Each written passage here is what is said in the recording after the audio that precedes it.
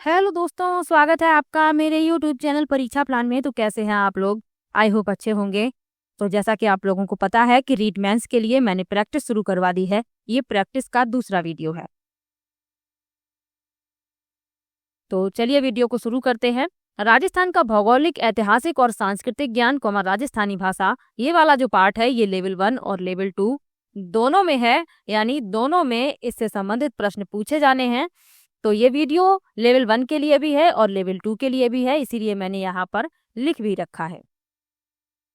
और ये वाला पार्ट मैंने जो राजस्थान बोर्ड की किताबें हैं एसएसटी की क्लास 6 से लेकर 10th तक, उन किताबों से कंप्लीट करवाया है। और प्लेलिस्ट बनी हुई है जहाँ पर आप वो सभी वीडियो एक साथ प्राप्त कर सकते हैं। क्लास 6 से लेकर 10th तक जो एसएसटी की किताबें चलती हैं राजस्थान बोर्ड की, मैंने कंप्लीट पढ़ाई हैं। तो यदि आपने वीडियो नहीं देखी है तो आप लोग देख लीजिए। इसके अलावा मैं प्रीवियस ईयर का पेपर भी सॉल्व करवा चुकी हूँ। 2023 वाला करवा चुकी हूँ, 2013 वाला करवा चुकी हूँ। और लेवल 2 का जो एसएसटी का पेपर है वो मैंने 2023 वाला करवाया है, 2013 वाला करवाया है। तो आप लोग ये वीडियो भी देख सकते हैं। इस वीडियो के डिस्क्रिप्शन में आपको सभी वीडियो का लिंक मिल जाएगा। तो चलिए आज के वीडियो को शुरू करते हैं। वीडियो देखने के बाद यदि आपको अच्छा लगे, हेल्पफुल लगे तो वीडियो को लाइक और शेयर कीजिएगा। और यदि आप चैनल पर नए हैं तो चैनल को सब्सक्राइब कर लीजिए। तो चलिए शुरू करते हैं।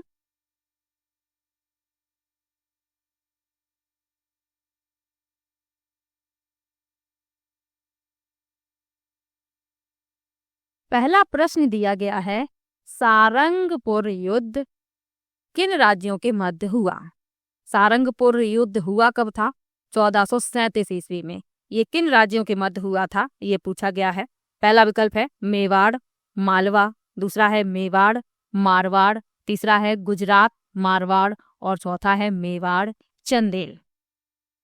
तो सारंगपुर का युद्ध मेवाड़ शासक राणा कुंभा और मालवा शासक सुल्तान महमूद खिलजी के बीच लड़ा गया था। तो इसमें आपका पहला विकल्प सही हो जाएगा, मेवाड़ और मालवा। और इस युद्ध में राणा कुंभा की विजय हुई थी और इसी विजय के उपलक्ष्य में उन्होंने चित्तौड़ के किले में महान विजय स्तंभ बनवाया था। तो ये प्रश्न भी पूछ लिया जाता है कि विजय स्तंभ का निर्माण किसने करवाया था? तो राणा कुंभा ने करवाया था। और ये चित्तौड़गढ़ किले में है, ये भी याद रखिएगा। इसमें आपका पहला विकल्प सही हो जाएगा। चलिए आगे बढ़ते हैं, अगले प्रश्न पर चलते हैं।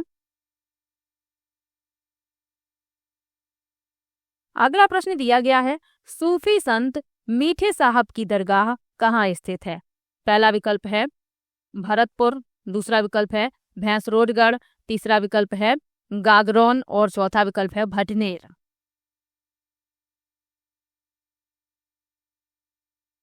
तो सूफी संत मीठे साहब की दरगाह गागरौन किले में स्थित है। सी विकल्प इसमें सही हो जाएगा। गागरौन का जो किला है हिंदू मुस्लिम एकता का प्रतीक है और मधुसूदन और हनुमान का मंदिर भी है यहाँ पर, ये भी याद रखिएगा।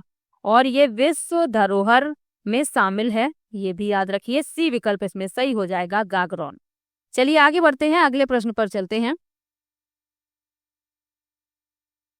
अगला प्रश्न है, जसनाथी संप्रदाय की स्थापना किसने की? पहला विकल्प है लालदास, दूसरा विकल्प है जसनाथ, तीसरा विकल्प है हरिदास और चौथा विकल्प है नाथ मुनि।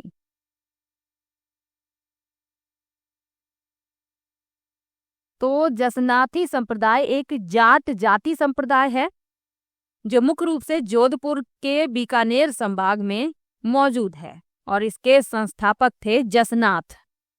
बी विकल्प इसमें सही हो जाएगा। चलिए आगे बढ़ते हैं, अगले प्रश्न पर चलते हैं।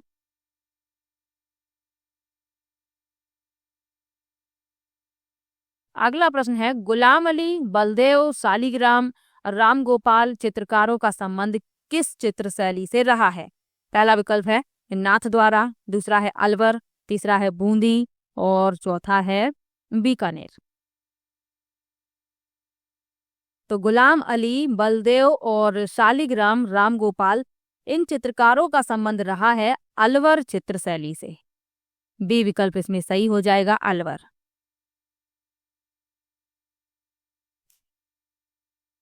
और विकल्प लिखे हुए हैं, इनके बारे में जान लीजिए, इनके चित्रकारों के बारे में। नाथ द्वारा चित्रकारी के जो चित्रकार हैं कौन कौन से हैं? नारायण, चतुर्भुज, घासीदास, घासीराम, उदयराम और रेवाशंकर। और अलवर चित्रकला शैली के तो यहाँ लिखे ही हुए हैं। बूंदी चित्रकारी के जो चित्रकार हैं छतर सिंह हैं और यशोदा, और बीकानेर चित्रकारी के हैं नाथू, मुराद, रामलाल, अलीराज, मुन्नालाल, रुकनुद्दीन, उस्ता आमिर। तो इनके नाम भी साथ में याद रखिएगा, इसमें आपका बी विकल्प सही हो जाएगा। चलिए आगे बढ़ते हैं, अगले प्रश्न पर चलते हैं। अगला प्रश्न है, हरियाली तीज मनाई जाती है। पहला विकल्प है श्रावण शुक्ल तृतीया, दूसरा है भाद्रपद शुक्ल तृतीया, तीसरा है श्रावण कृष्ण तृतीया और चौथा है भाद्रपद कृष्ण तृतीया। तो हरियाली तीज का जो त्योहार है ये महिलाओं के लिए बहुत ही महत्वपूर्ण है। महिलाएं इसे बहुत ही हर्षोल्लास से मनाती हैं। वसंत में जब पूरी प्रकृति हरे रंग की चादरों में ढक जाती है तो महिलाओं का मन इस अवसर पर नाचने लगता है, पेड़ की शाखाएं झूलती हैं।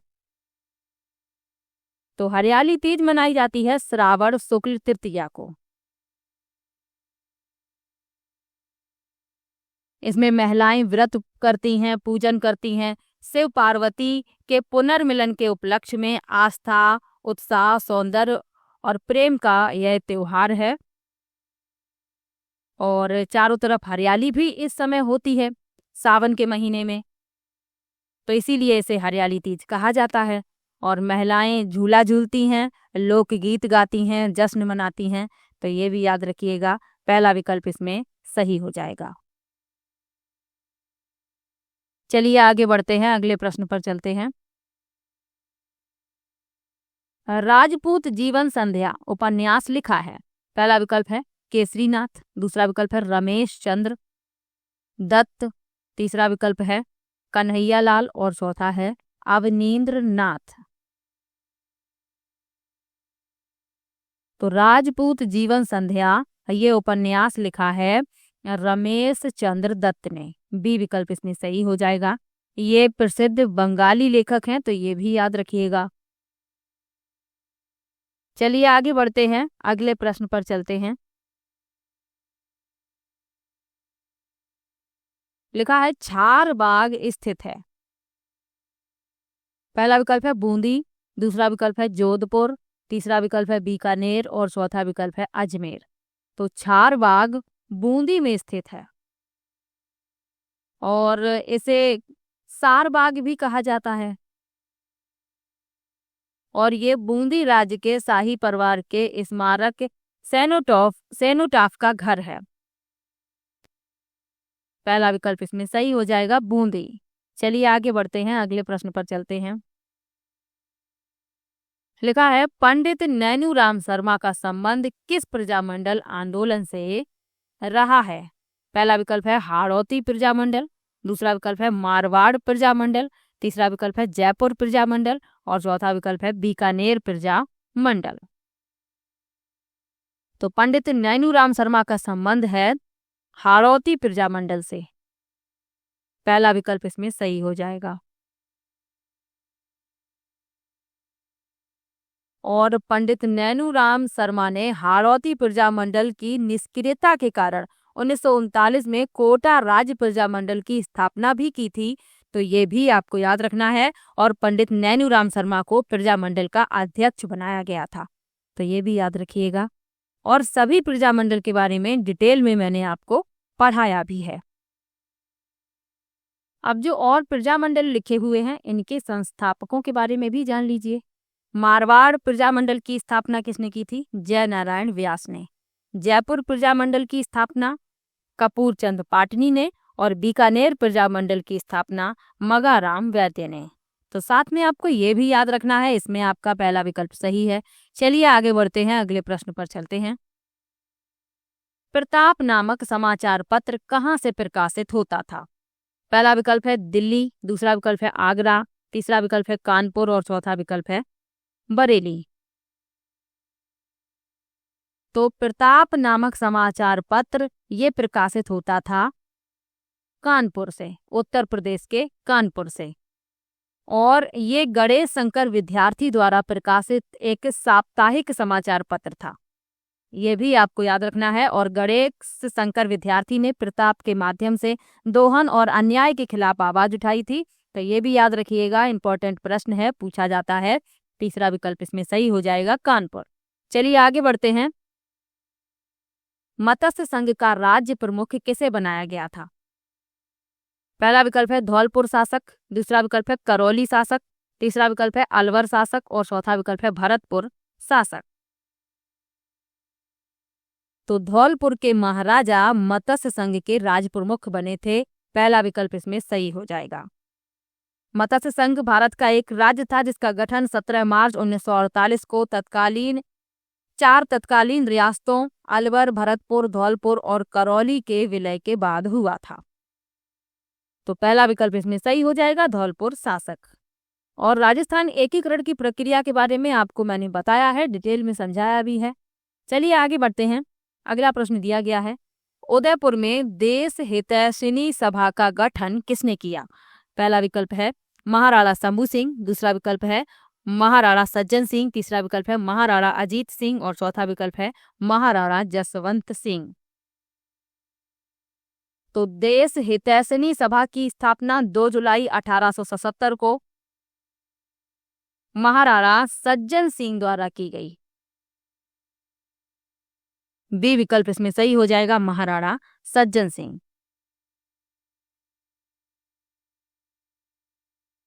और ये क्यों की गई थी स्थापना इसकी?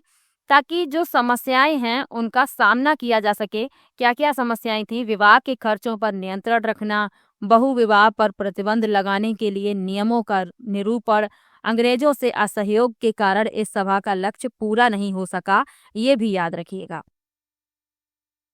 चलिए आगे बढ़ते हैं।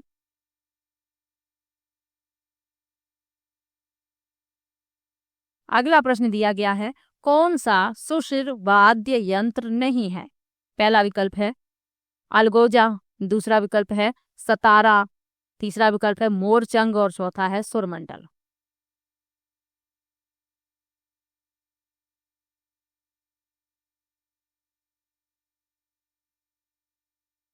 अब इसमें लिखा हुआ है कि सुशिर वाद्य यंत्र नहीं है, तो आपको सुशिर वाद्य यंत्र के बारे में पता तो होना चाहिए।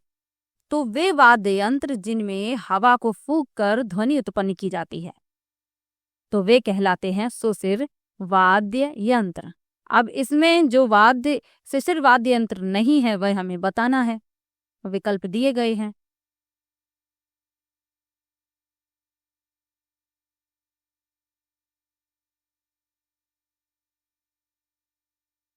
तो कौन सा सुशिर वाद्य यंत्र नहीं है? सुरमंडल नहीं है, सुरमंडल या इसे ही भारतीय वीणा कहते हैं, तो ये सुशिर वाद्य यंत्र नहीं है। यही इस प्रश्न का उत्तर हो जाएगा, डी विकल्प। बाकी तीनों सुशिर वाद्य यंत्र हैं। चलिए आगे बढ़ते हैं, अगले प्रश्न पर चलते हैं। लिखा है राजस्थान में मावठ वर्षा होती है। पहला विकल्प है अरब सागरीय चक्रवात से, दूसरा विकल्प है भूमध्य सागरीय चक्रवात से, तीसरा है बंगाल की खाड़ी के मानसून से और चौथा है प्रत्यावर्ती मानसून से। तो राजस्थान में मावठ वर्षा भूमध्य सागरीय चक्रवात के कारण होती है, जिन्हें पश्चिमी विक्षोभ भी कहा जाता है। तो इसमें आपका बी विकल्प सही हो जाएगा। और ये शीतकालीन वर्षा है और ये रबी की फसलों के लिए महत्वपूर्ण भी है, तो ये भी याद रखिएगा, बी विकल्प इसमें सही है। चलिए आगे बढ़ते हैं, अगले प्रश्न पर चलते हैं। अगला प्रश्न दिया गया है, जाबालीपुर, शाकंभरी, सिरीमाल जैसे प्राचीन नगरों का उल्लेख किस शिलालेख में मिलता है? पहला विकल्प है आमेर शिलालेख, दूसरा है चीरवे शिलालेख, तीसरा है बिजोलिया शिलालेख और चौथा है इनमें से कोई नहीं।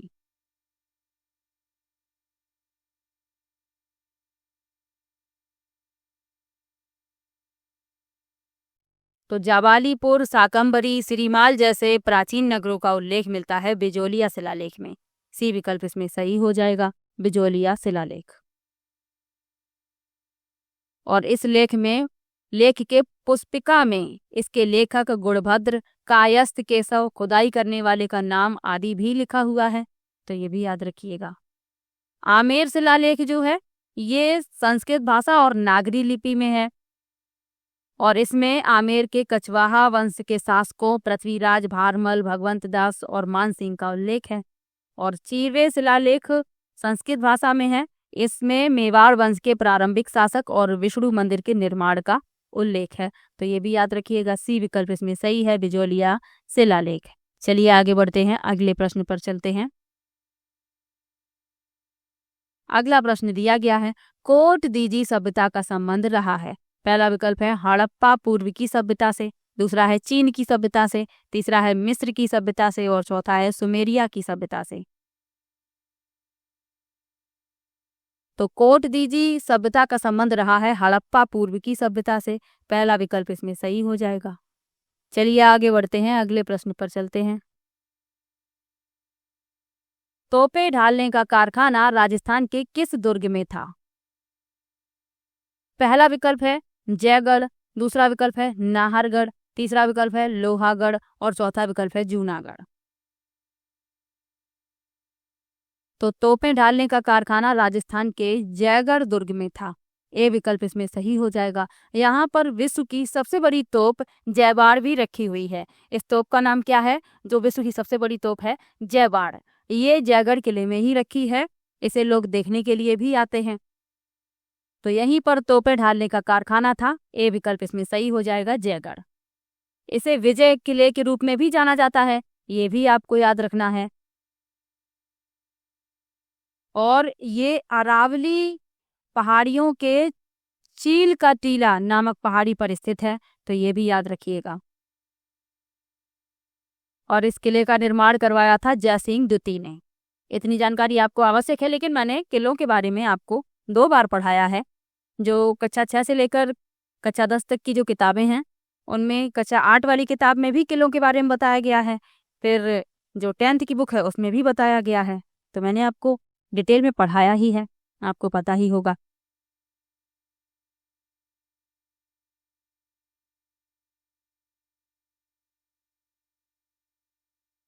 और विकल्प लिखे हुए हैं, उनके बारे में जान लीजिए। जो नाहरगढ़ का किला है, ये जयपुर शहर में ही है और ये अरावली पहाड़ियों के किनारे स्थित है। लोहागढ़ किला भरतपुर में है, जूनागढ़ किला बीकानेर में है और जयगढ़ भी जयपुर में है, ये भी याद रखिएगा। चलिए आगे बढ़ते हैं, अगले प्रश्न पर चलते हैं।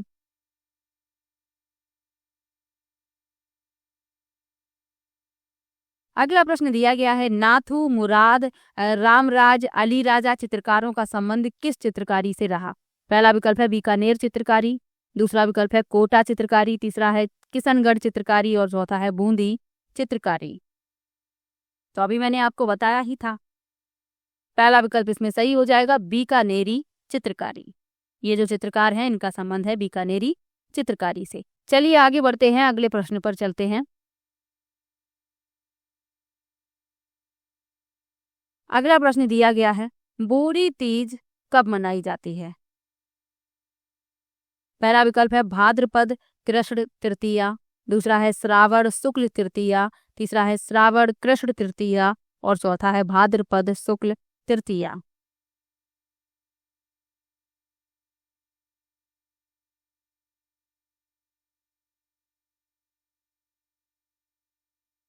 तो बूढ़ी तीज को कजरी तीज, कजली तीज, सतुरी तीज, इन सब के नाम से भी जानते हैं, कंफ्यूज मत होइएगा।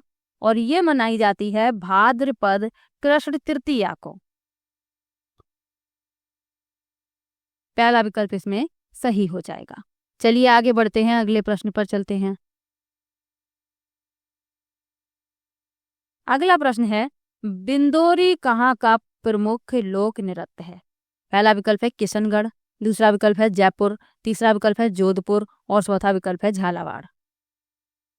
तो बिंदोरी राजस्थान के झालावाड़ का लोक नृत्य है। डी विकल्प इसमें सही हो जाएगा। यह नृत्य विवाह या होली के अवसर पर किया जाता है, तो ये भी याद रखिएगा। चलिए आगे बढ़ते हैं।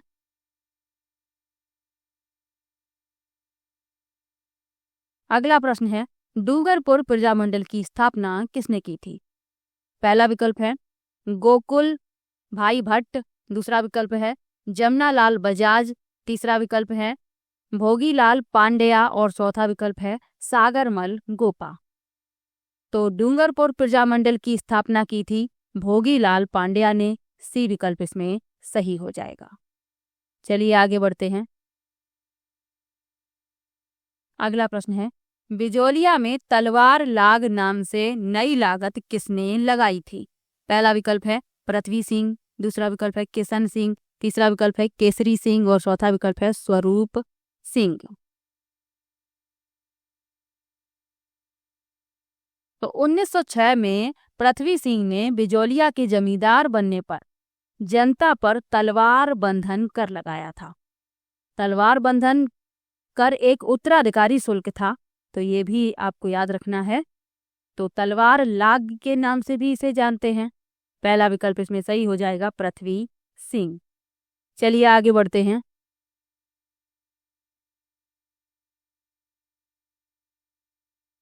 अगला प्रश्न है कोसिया क्या था?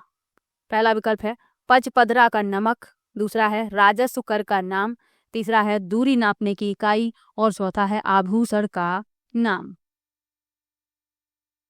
तो पचपदरा झील के नमक को और स्थानीय भाषा में कोसिया कहा जाता है। तो ये पचपदरा का नमक था। पहला विकल्प इसमें सही हो जाएगा।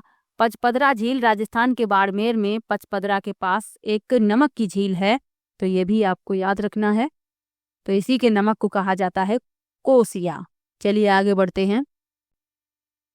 अगला प्रश्न दिया गया है पूर्वी राजस्थान के गठन का उद्घाटन किसने किया था? पहला विकल्प है एनवी गाडगिल, दूसरा विकल्प है जवाहरलाल नेहरू, तीसरा विकल्प है सरदार पटेल और चौथा विकल्प है शोभाराम कुमावत। तो पूर्वी राजस्थान के गठन का उद्घाटन किया था एनवी गाडगिल ने। पहला विकल्प इसमें सही हो जाएगा।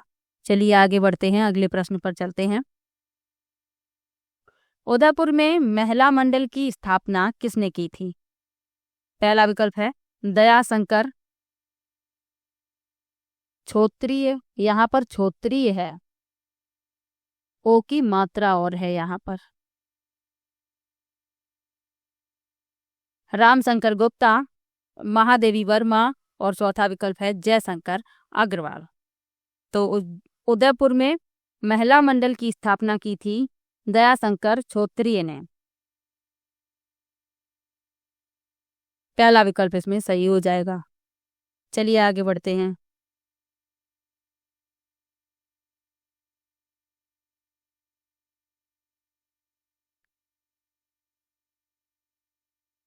अगला प्रश्न दिया गया है कौन सा स्ट्रिंग वाद्य नहीं है?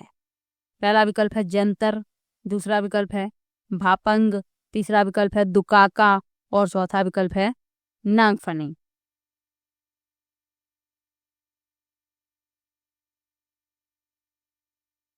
तो स्ट्रिंग वाद्य यंत्र तार वाले वाद्य यंत्र या कार्डोफोन संगीत वाद्य यंत्र हैं जो कंपन करने वाले तारों से ध्वनि उत्पन्न करते हैं। अब इसमें लिखा है कि जो स्ट्रिंग वाद्य यंत्र नहीं है वह बताइए। तो नागफनी ये स्ट्रिंग वाद्य यंत्र नहीं है, तो यही इस प्रश्न का उत्तर हो जाएगा। चलिए आगे बढ़ते हैं, अगले प्रश्न पर चलते हैं।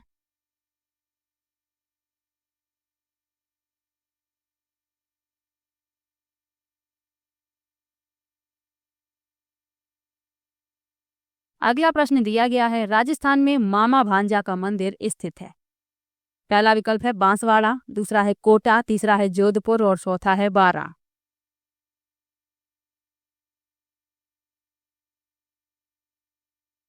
तो राजस्थान में मामा भांजा का मंदिर बारा में स्थित है। डी विकल्प इसमें सही हो जाएगा। चलिए आगे बढ़ते हैं।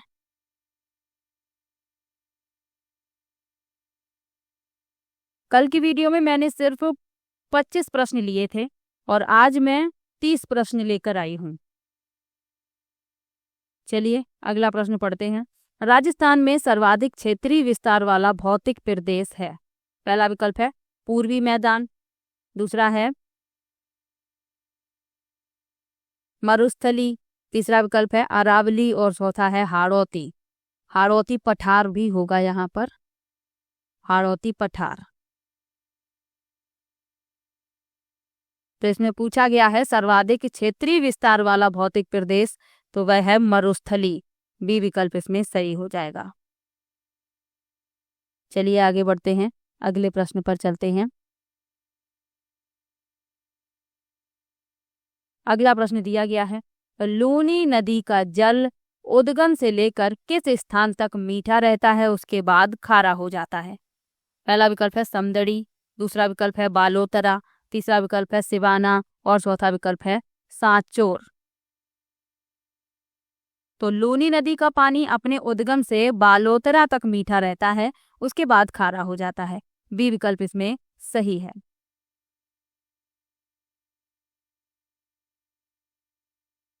और विकल्प लिखे हुए हैं समदड़ी, ये बाड़मेर की नदी है, सिवाना ये भी बाड़मेर की है, सांचौर ये जालौर की है।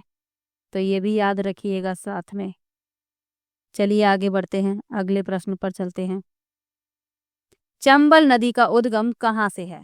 पहला विकल्प है नांग पहाड़, दूसरा है कुंभलगढ़, तीसरा है जना पाव पहाड़ियाँ और चौथा है अलवर पहाड़ियाँ। तो चंबल नदी का उद्गम है जना पाव पहाड़ियों से। सी विकल्प इसमें सही हो जाएगा। चंबल की जो उत्पत्ति है मध्य प्रदेश के महू जिले में जना पाव पहाड़ियों के सिंगार चोटी से हुई है।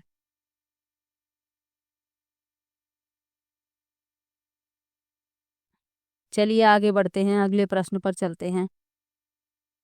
अगला प्रश्न दिया गया है, ढिंगला, भिडारिया, नाथद्वारिया हैं। पहला विकल्प है मेवाड़ में प्रचलित तांबे के सिक्के, दूसरा विकल्प है मेवाड़ के कालीन, यानी जो कालीन होते हैं जो बिछाए जाते हैं मेवाड़ में। अगला विकल्प है मेवाड़ में महिलाओं के वस्त्र और चौथा है मेवाड़ में राजस्व करों के नाम। तो ढिंगला, भिडारिया और नाथद्वारिया ये मेवाड़ में प्रचलित तांबे के सिक्के हैं। पहला विकल्प इसमें सही हो जाएगा। तो आज मैंने कुल 30 प्रश्न लिए थे। किसी भी प्रश्न में आपको डाउट हो आप कमेंट बॉक्स में ज़रूर लिखिएगा। सभी का कमेंट मैं पढ़ती हूँ, सभी को रिप्लाई भी देती हूँ। तो चलिए मिलते हैं नेक्स्ट वीडियो में। वीडियो कैसा लगा ये कमेंट में ज़रूर बताया कीजिए और वीडियो को लाइक और शेयर भी किया कीजिए। तो चलिए मिलते हैं नेक्स्ट वीडियो में, तब तक के लिए बाय बाय।